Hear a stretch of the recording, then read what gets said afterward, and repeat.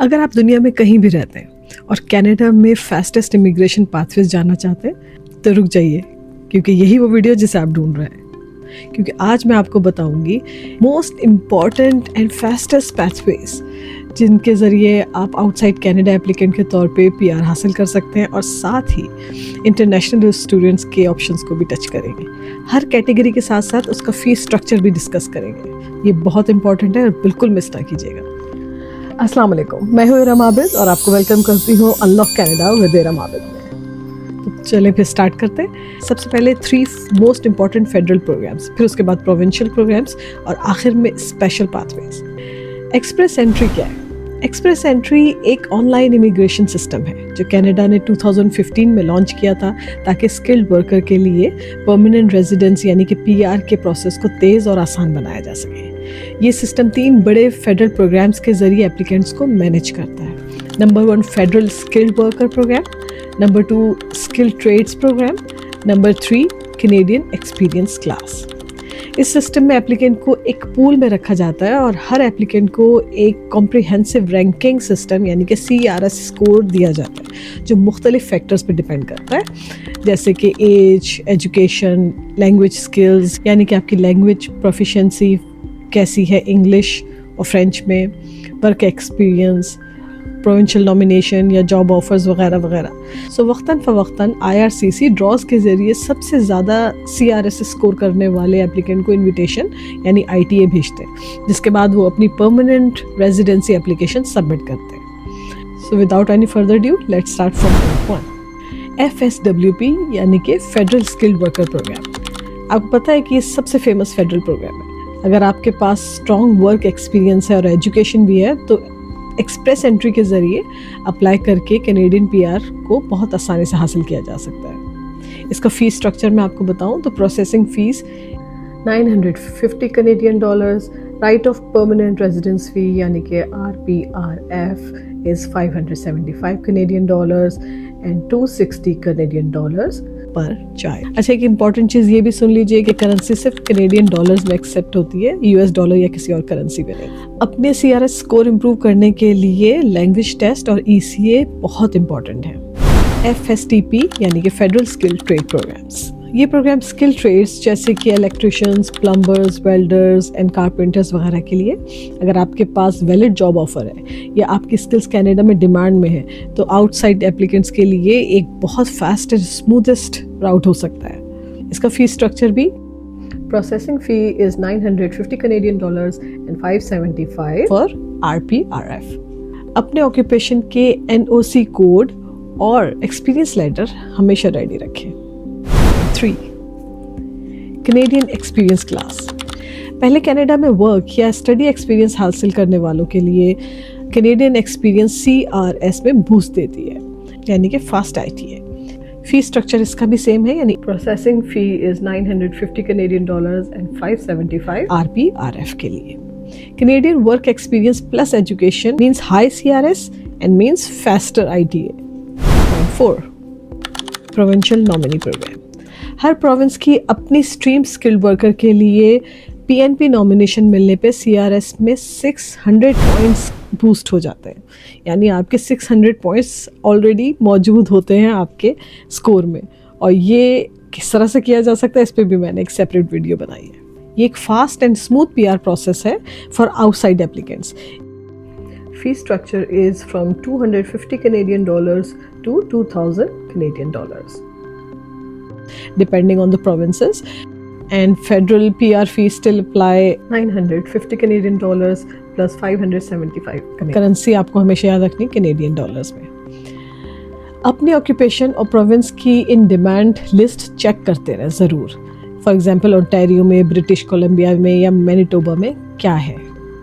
5 Quebec skilled worker programme QSWP यानी कि Quebec skilled worker programme.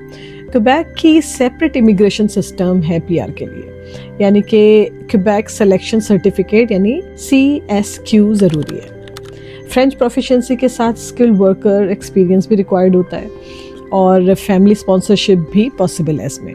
इसकी फ़ीस स्ट्रक्चर इस तरह से है कि CSQ fee is $869 Canadian and 185 Canadian dollar per child, and processing fee is 950 plus 575 वही कैनेडियन डॉलर जो कि RPRF पर अडल्ट है। स्ट्रॉन्ग फ्रेंच स्पीकर्स को एक्स्ट्रा CRS पॉइंट्स भी मिलते हैं। AIP यानी कि Atlantic immigration programme.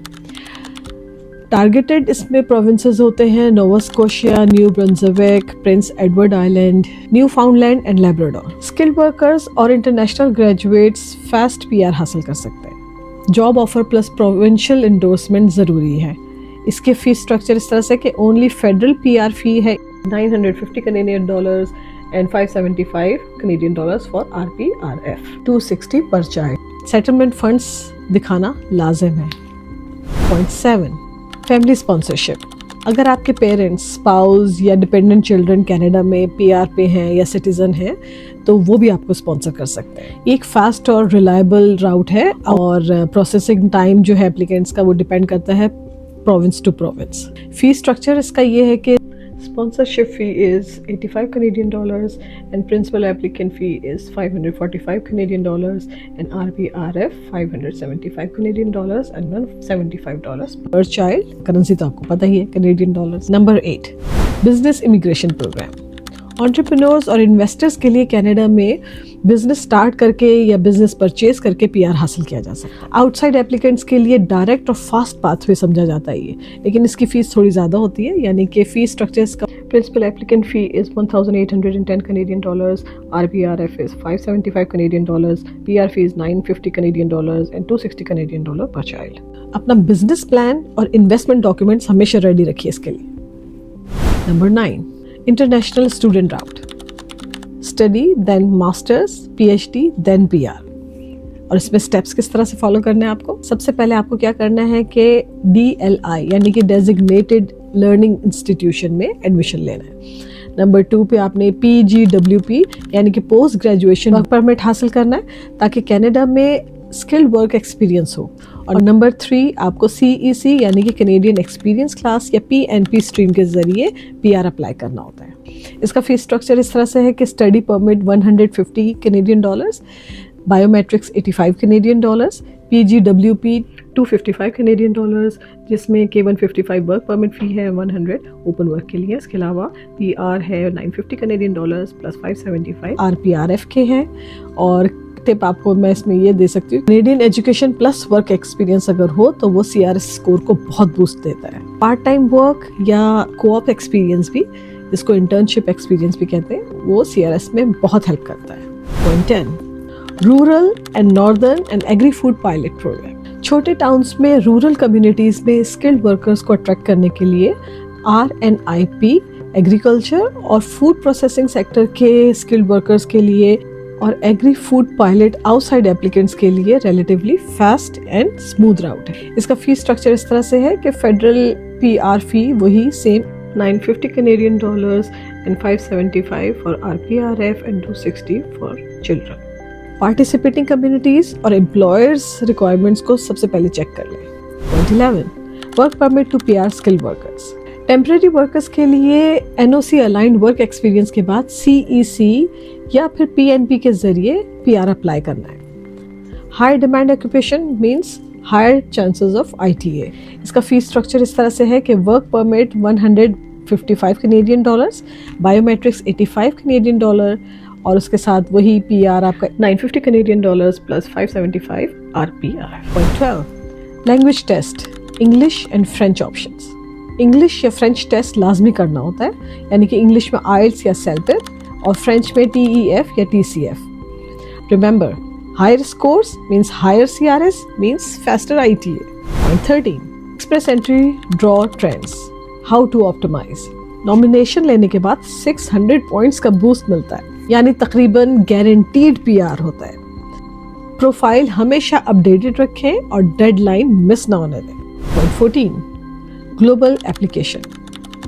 Canadian study या वर्क एक्सपीरियंस हासिल करें ताकि CEC या PNP के जरिए एलिजिबल हों। नंबर 2, प्रोविंशियल स्ट्रीम्स और फेडरल ड्रॉज को रेगुलरली चेक करें। नंबर 3, लैंग्वेज प्रोफिशिएंसी और ECA डॉक्यूमेंट्स पहले से तैयार रखें। नंबर 4, ऑक्यूपेशन डिमांड्स और प्रोविंशियल नॉमिनेशन अपॉर्चुनिटीज चेक करें। नंबर 5, एप्लीकेशन डिलेज अवॉइड करने के लिए तमाम डॉक्यूमेंट्स कंप्लीट करें।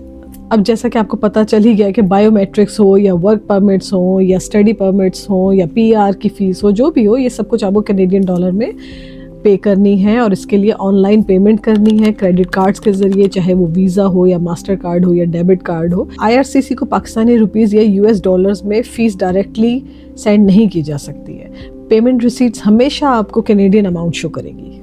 आखिर में मैं ये कहूँगी कि कनाडा में PR के लिए मल्टीपल फास्ट ट्रैक्स पाथवे मौजूद हैं, लेकिन हर राउट की अपनी एलिजिबिलिटी एंड रिक्वायरमेंट होती है। तो ये सब सुनने के बाद आप क्या सोच रहे हैं? आपके लिए कौन सा राउट सबसे ज़्यादा सूट करता है? कमेंट्स में ज़रूर बताएं और सब्सक्राइब करें और फॉलो करें मेरे चैनल को, मेरे पेज को, ताकि आपको हर राउट की step by step in depth information दे सकूं। So what are you waiting for? Let's unlock Canada with Iram Abid.